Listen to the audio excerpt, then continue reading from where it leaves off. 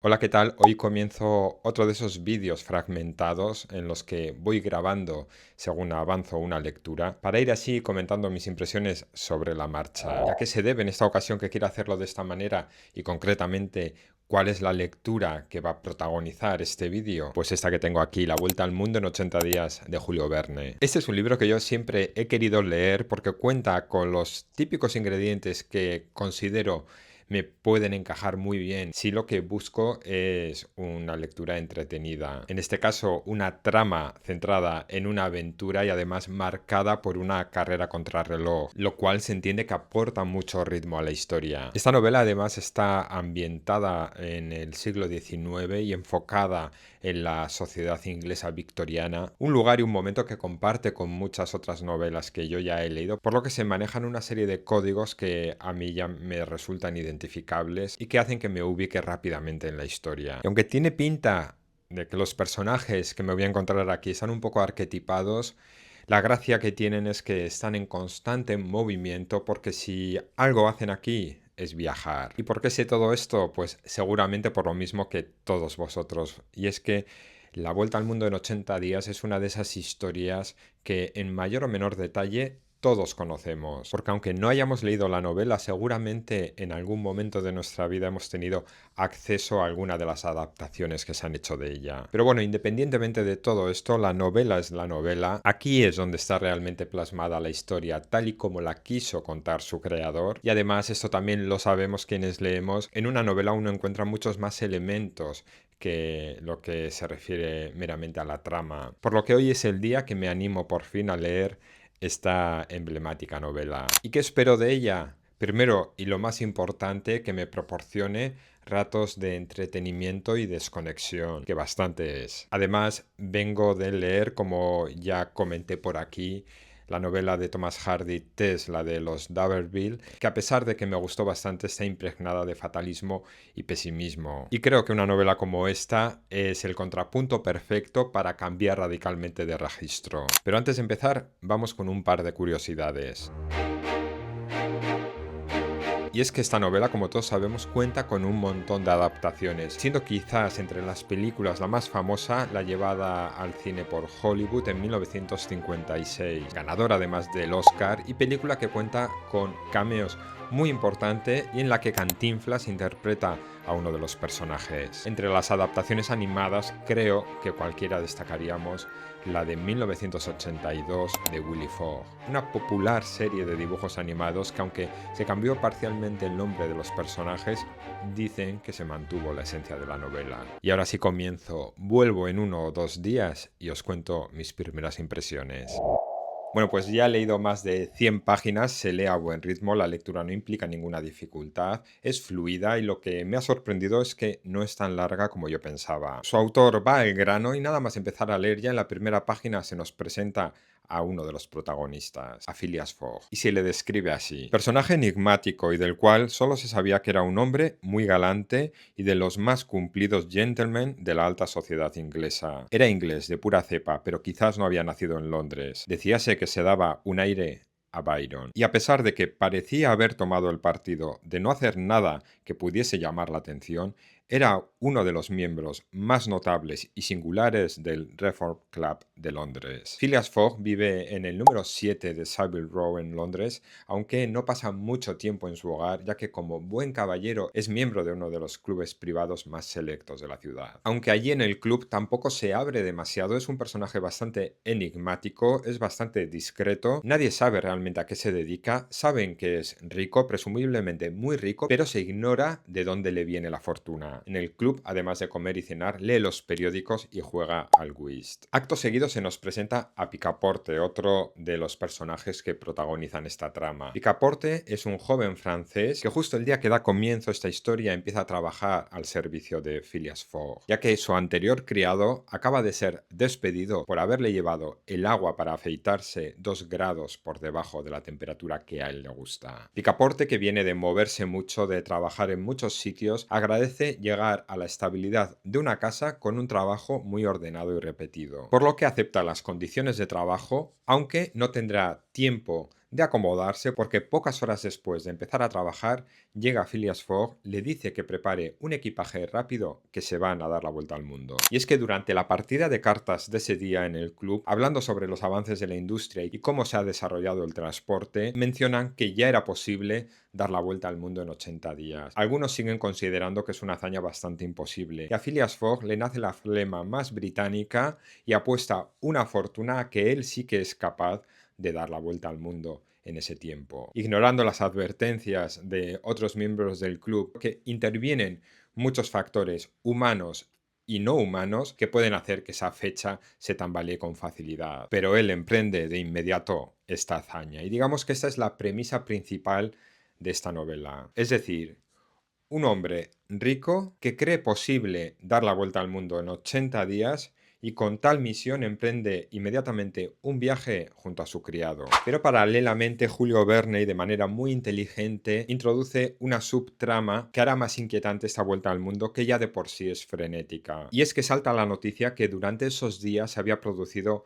un robo en uno de los principales bancos de Inglaterra. Por lo que se comenta, este robo no había sido ejecutado por un ladrón cualquiera, sino por un caballero de muy buena imagen. Aunque al principio esta noticia es como secundaria, en el momento que Phileas Fogg emprende su viaje, empiezan a sospechar que quizás quien ejecutó este robo sea el propio Phileas Fogg y que detrás de este plan excéntrico, de esta apuesta por dar la vuelta al mundo en 80 días, quizás haya un plan para escapar del país pasando inadvertido y poder sacar el dinero robado de Inglaterra. Por lo que en este viaje, además de a Phileas Fogg y a Picaporte, tendremos a otro hombre que sigue sus pasos con la esperanza de poder detenerle en alguno de los países donde Inglaterra tiene permiso para hacerlo. Y ahora vamos con un par de curiosidades.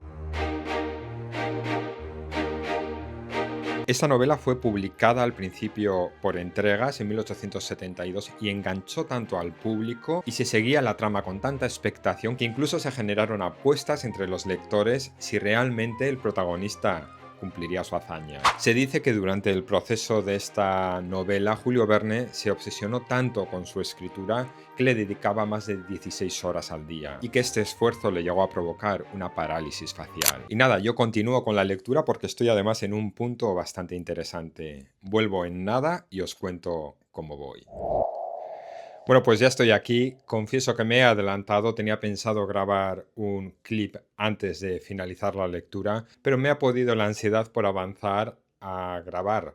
Así que no pasa nada porque ya estoy aquí para contaros mis últimas impresiones una vez ya finalizada la novela. Lo primero que quiero recalcar es que esta es una novela apropiada para cualquier lector de cualquier edad y para ser leída en cualquier momento. Al lector juvenil que yo aún llevo dentro le ha proporcionado una lectura entretenida, con aventuras, sin complicaciones, con un ritmo que invita a seguir leyendo y con personajes bastante simpáticos. Y con una sorpresa final sobre los cambios horarios que al parecer el autor ya la tenía pensada incluso antes de ponerse a escribir la novela. Además me he reencontrado con una historia que, como digo, ya conocía porque en su momento vi la película, porque obviamente vi también la serie de dibujos animados, por lo que he sentido cierta nostalgia y ha sido todo un gusto revisitar esta historia a través de la novela original. Sin embargo, como lector más maduro, he podido prestar atención a otro tipo de aspectos en los que quizás en otro momento no hubiera reparado. Por un lado, aquí se refleja muy bien el impacto que la revolución industrial tuvo en una sociedad como la victoriana.